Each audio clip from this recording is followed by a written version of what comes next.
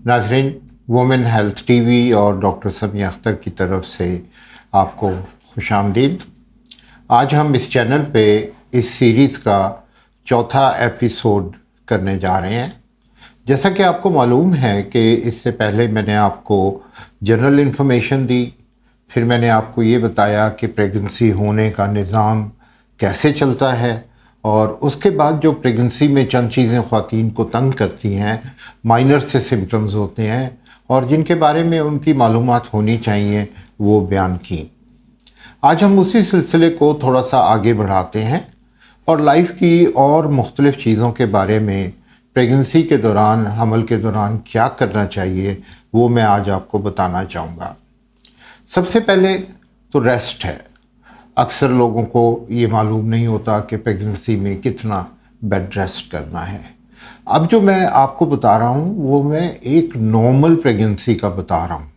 अगर कोई प्रॉब्लम या कॉम्प्लिकेशंस हों तो आपका डॉक्टर उसके मुताबिक आपको रेस्ट की एडवाइस देगा। पर नॉर्मल प्रेगनेंसी में आप शुरू में बहुत फटीग्ड और कमज़ोरी महसूस करते हैं, तो जितना रेस्ट आप कर सकें वो कीजिए। पहले 4 महीने के बाद 5वें महीने में आप कंपैरेटिवली फ्रेश हो जाती हैं और उस वक्त आप चाहें तो अपने आने वाले बच्चे की शॉपिंग और ट्रैवलिंग कर सकती हैं। वो सबसे बेस्ट टाइम होता है।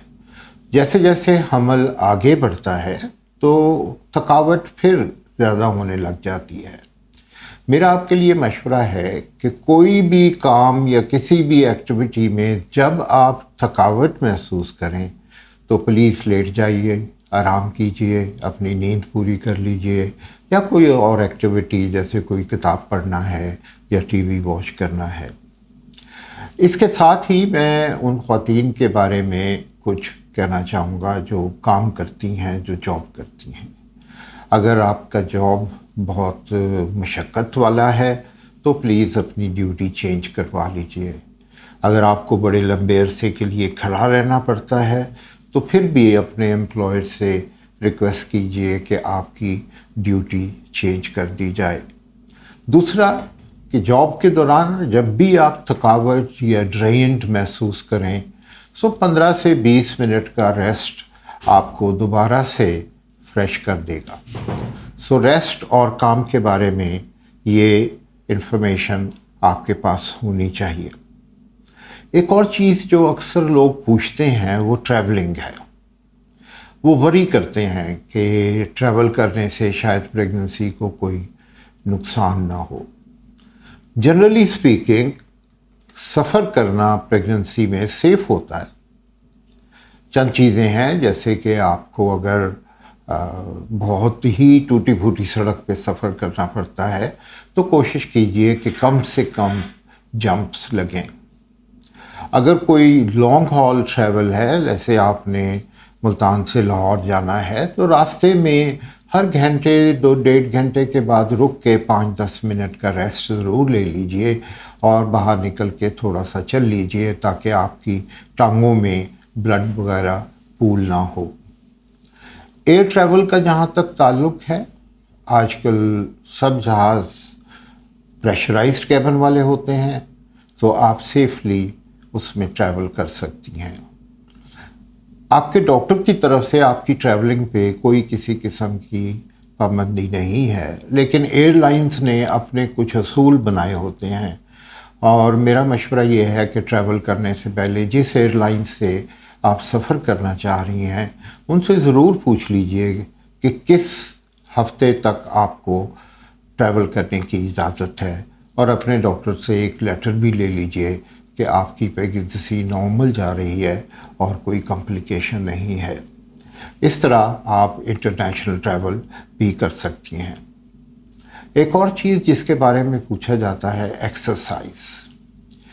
एक्सरसाइज प्रेगनेंसी में कंटिन्यू करनी चाहिए, हेल्दी है, लेकिन आप ये भी समझती होंगी कि ऐसी एक्सरसाइज जो आपके ऊपर बहुत स्ट्रेस डाले, जो फिज़िकली बहुत डिमांडिंग हो, उसको आपको अवॉइड करना चाहिए। वॉक 20 से 30 मिनट की वॉक बिल्कुल सेफ़ है मेजॉरिटी केसेस में, बाकी जो स्विमिंग है वो आपके लिए सेफ़ है। अब जो बहुत सी दूसरी एक्सरसाइजेज हैं, एरोबिक के बारे में लोग पूछते हैं, अगर आप एरोबिक जेंटली करें तो वो भी प्रेगनेंसी में सेफ़ है। तो कोई भी एक्सरसाइज करने से पहले अपने डॉक्टर से ज़रूर पूछ लीजिए कि आपकी प्रेगनेंसी नॉर्मल है और क्या आप ये एक्सरसाइज कर सकती हैं या नहीं। एक और सवाल जो पूछा जाता है वो मियाँ बीवी के ताल्लुक़ का है कि सेक्सुअल एक्टिविटी हमल में क्या होना चाहिए। इसके बारे में मैं आपको इतना बताऊंगा कि बहुत कम ऐसी कंडीशंस या बीमारियां हैं जिनमें कि हम आपको अवॉइड करने को कहते हैं। अगर आपको प्रेगनेंसी में ब्लीडिंग हो रही है, अगर आपका आंवल या प्लेसेंटा बहुत लो है, उस तरह की चीज़ों पे हम कहते हैं कि मियाँ बीवी के ताल्लुक़ को अवॉइड कर लिया जाए। इसमें एक चीज़ समझनी बहुत ज़रूरत है कि हमल का ख़वातीन की सेक्स की ख्वाहिश पे बड़ा मुख्तलिफ असर होता है। हर खातून के ऊपर डिफरेंट असर है, लेकिन जनरली स्पेशली आखिरी दिनों में आके ख़वातीन बहुत ऑकवर्ड फील करती हैं। और मेरी सब शौहरों से ये दरख्वास्त है कि हमल के दौरान मियाँ बीवी के ताल्लुक़ के बारे में अख्तियार अपनी बीवी को दे दें। If she feels like it, अगर वो इससे कंफर्टेबल हैं, अगर उनको कोई एतराज़ नहीं है और कोई मेडिकल ऐसी कंडीशन नहीं है जिसकी वजह से कि मना किया गया हो, तो बेहतर है कि अपनी वाइफ की या पार्टनर की ख्वाहिश के मुताबिक चला जाए। कुछ आपने सोच समझ के हमल के शुरू के दिनों में किसी के घर विज़िट करना है, स्पेशली ये ज़रूर मालूम कर लीजिए कि वहाँ पे कोई बच्चा या कोई बड़ा, किसी को चिकन पॉक्स ना हो, किसी को रूबेला ना हो, या इस तरह की बीमारियाँ जो कांटेक्ट से फैलती हैं। एक और चीज़ जो पूछी जाती है वो वैक्सीनेशन के बारे में है। आई थिंक ये एक ऐसा सवाल है कि सब वैक्सीनेशंस तकरीबन प्रेगनेंसी में अवॉइड करनी चाहिए।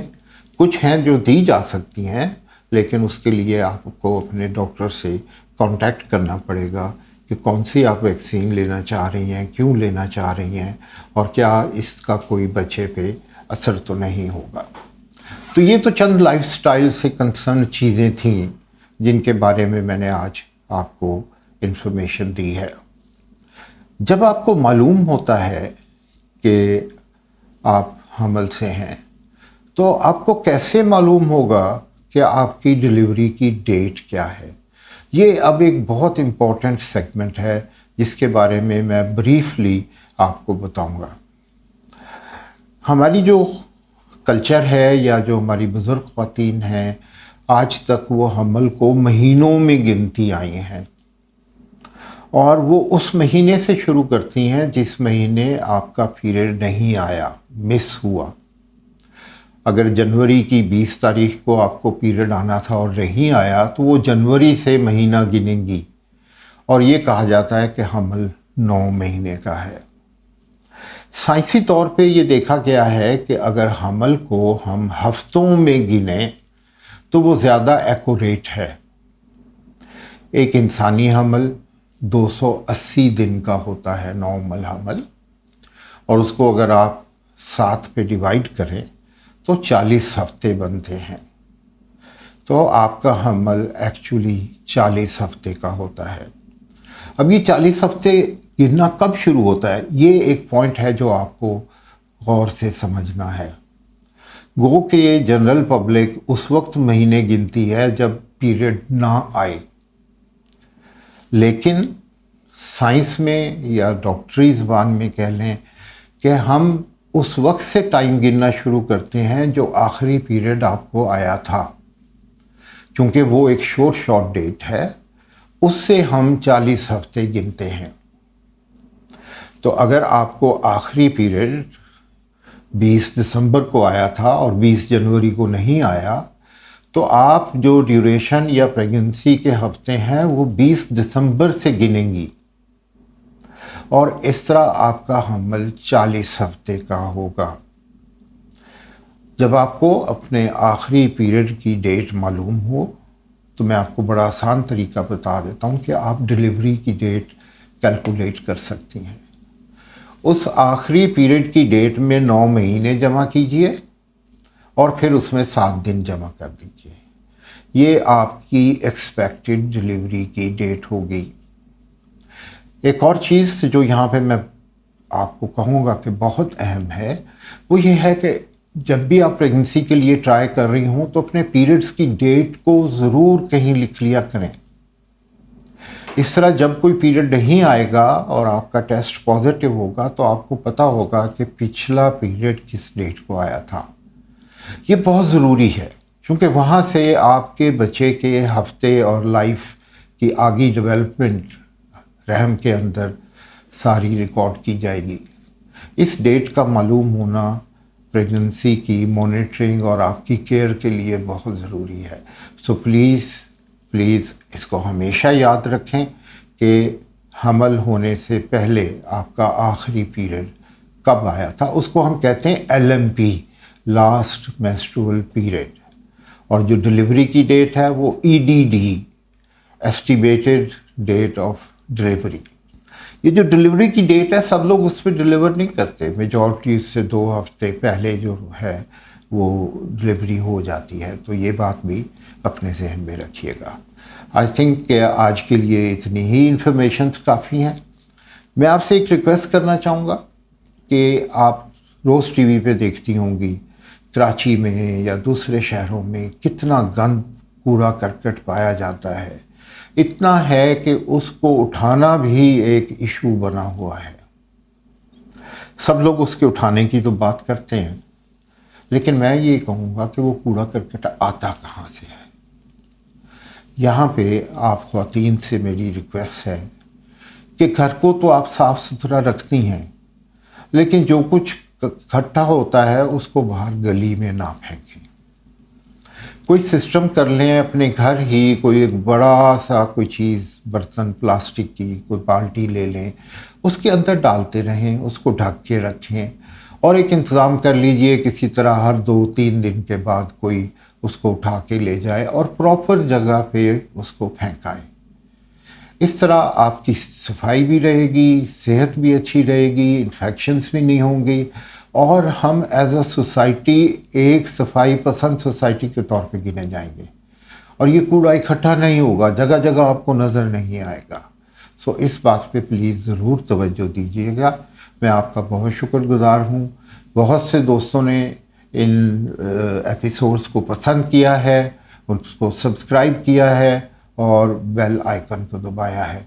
प्लीज़ इसको करते रहिए। ना सिर्फ ये कि हमें इनकरेजमेंट मिलेगी बल्कि और लोगों तक ये इन्फॉर्मेशन भी पहुंचेगी। बहुत शुक्रिया और खुदा हाफिज़। Audio Jungle।